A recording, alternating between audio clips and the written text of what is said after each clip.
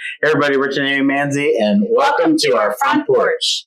All right, so we thought that we would take this week and share some just funny stories about our kids when they were younger, and we love talking about them. They're our favorite topic. Yep. So we'll tell some funny story, like kind of birth story. We have a couple of interesting birth stories, and then a couple of in their younger years. Yes. So we'll start with Kels.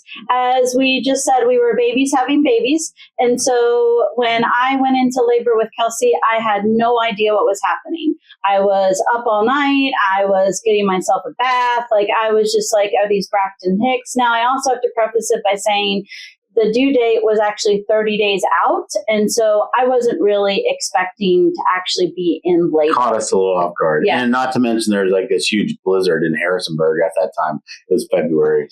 And we, at that time, also were sleeping on a bedding that we had set up in our living room in our duplex because being children of the 80s, I had taken my childhood bed, which was a water bed, as our main bed. And at 9 months, you're not really wanting to be in a water bed when you are pregnant.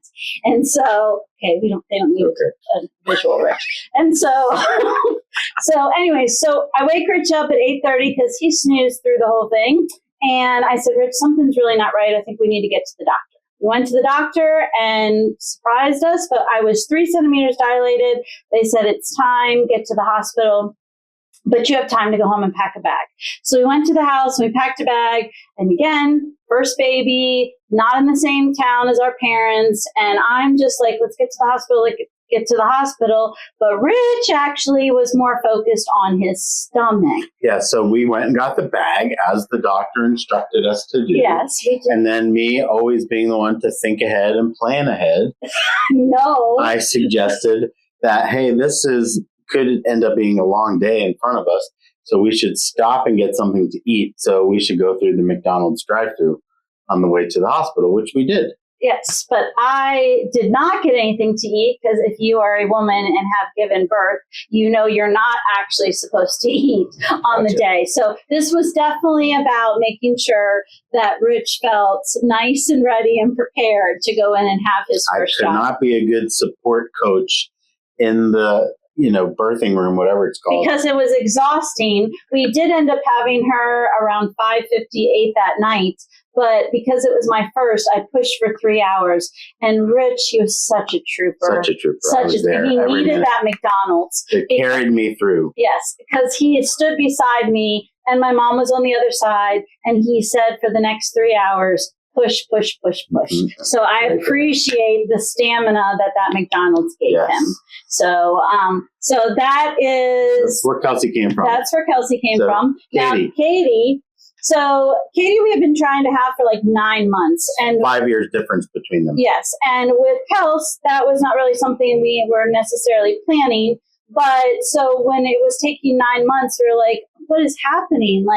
And so when I took a home pregnancy test, I wanted to, just because, again, when we were babies, we thought, oh, you have to go get blood work to really prove that you're pregnant. And so I thought, oh, that's the process. So we decided at 10 o'clock at night to go to an urgent care in Lynchburg and have them run a blood work on me to make sure that I was pregnant before we announced it to anybody. Mm-hmm. So we get there. There's only one other person in the waiting room, and she is about 85. And so I go back, I do my blood work, and they say, we'll call you. Well, they ended up calling me and they said, sorry, you're not pregnant. And I was like, oh, I was like, what is happening, Rich?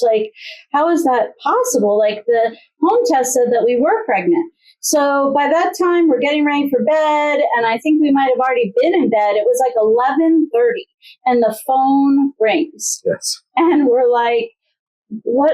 Who's calling us at 11:30? So the doctor's office was calling us back, and they said, we're so sorry. We mixed up your blood work with somebody else that was in the office at the same time, geriatric woman, and said, actually, you are pregnant. We figured out that it didn't make sense that she would be pregnant, so that you are pregnant. So it's a good thing that, Amy didn't guzzle a bottle of wine out of disappointment. Absolutely. And so that is how we found out about Katie. And then Austin, the only real thing, because Austin, honestly, let's just be truthful. He's a chill dude. He's a chill dude. He's been the easiest. And so we literally tried for 1 month and we conceived Austin. So 2 girls, just being a man, I really wanted to have a boy, and we're like, we got 2 girls, and Amy looked at me and she's like, do you want just a boy, or are you okay if it's a girl, and do you really want 3 kids? And I said, okay, we talked about it. We're like, 3 kids, no matter what. If it's another girl, that'll be fine. But let's really just try one more time. And, lo and behold, Austin's a boy, of course, and pretty uneventful as far as, pregnancy, birth, no funny birth stories. Except for on the day that I was going in, we actually got induced for Austin. So the girls both came early. Kels came a month early. Katie came about a week and a half early. And Austin just, true Austin style, just does hit things in his own chill timing. And so, but he decided that was going to be the day he was born, because on the way to the hospital to be induced, I started labor. Yeah. And so he, and honestly, Kels took almost the entire day to have. Katie took 3 hours from the time we got to the hospital and my water broke. Austin was literally out in one push. Like, he has just been like the kid that just slid right into the world and is like, here I am. Mm-hmm. So we just wanted to share the beginning stories of each of our kids, and we would love to hear stories about your kids. And so please feel free to share those with us. Share them in the comments if you like. And then join us next week when we give a couple of stories of how each of our kids at one point in time or another cheated to death. Mm-hmm. And then wrap it up with our favorite story about Austin and his thinking cap. Yes, love that story. Once again, thanks for joining us, and we'll see you next time on the porch.